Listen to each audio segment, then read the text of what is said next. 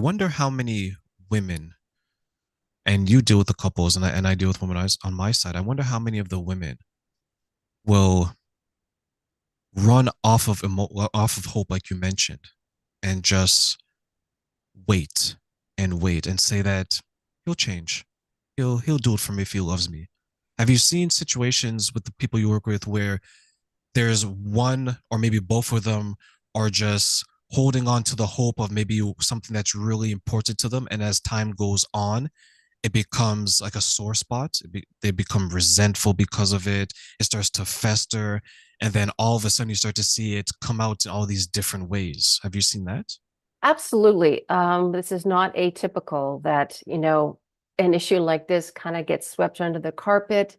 And I think sometimes as women, we have a lack of abundance mindset that we find somebody and we think, well, there cannot be anybody else who could, satisfy me this way. And so we feel that, well, maybe we do need to sacrifice what we want to be with this person, or like you say, run on hope. And so it is, you know, training our mindsets to really believe and have these shifts around what we want, and that we live in an abundant universe and we can hold out for what's important to us. Because I think that definitely is a trap that many people fall into, running on hope. And then, as you say, the resentment starts to eat up all the warmth between you, and then your sex life starts to suffer, and it becomes a very difficult situation to extract yourself from. There's so much pain that can come out of it because you have so much history you've created together.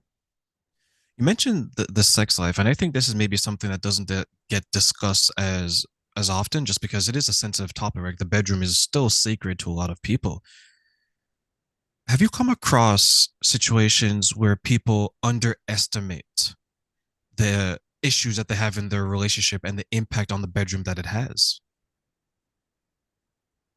So I think, as I mentioned before, is that intimacy is built outside of the bedroom. And so a lot of that's going to determine the health of your sexual relationship. And I know that sometimes women can weaponize sex if they feel like they aren't getting what they want from their partner. So it can definitely can be a very difficult ground to navigate.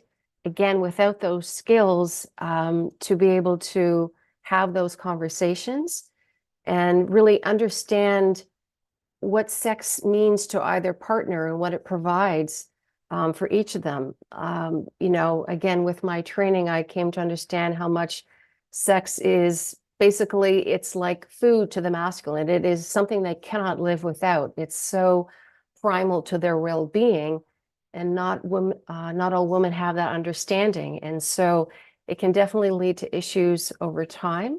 And, I think having a great understanding of the opposite sex and our physiology is also key to having a great relationship.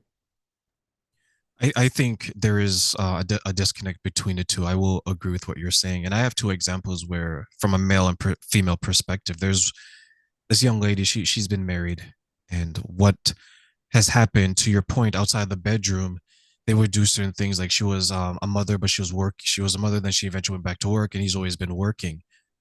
And there's times where he wanted to be intimate with her, and she would say that I'm tired, things of that nature. So there was the depriving of it. But when she wanted something, she would use that to her advantage. I remember there's a time where she mentioned that if she just wanted to have sex with him, but she wasn't fully into it, I guess, at that moment, or she's like, okay, I'm just gonna please him. She would use the words like, okay, you can just take it.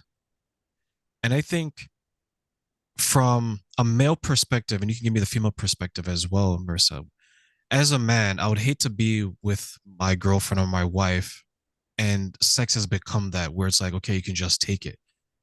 Because as a coach, when I take a step back and look at that, that is so similar to someone breaking into your home and taking it.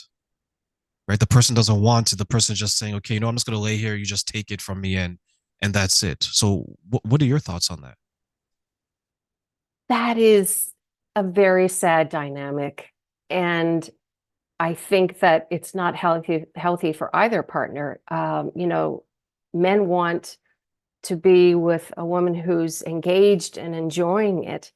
And I think that there is a responsibility for women to figure out what's going to make them happy in the bedroom. I think that this is a bit of a working edge for women as well, is to understand what makes their body tick and what brings them alive and what has them be really turned on, and being able to convey that to their partner. I think that over time, women can get resentful and sex becomes a chore because they haven't blueprinted their own erotic life.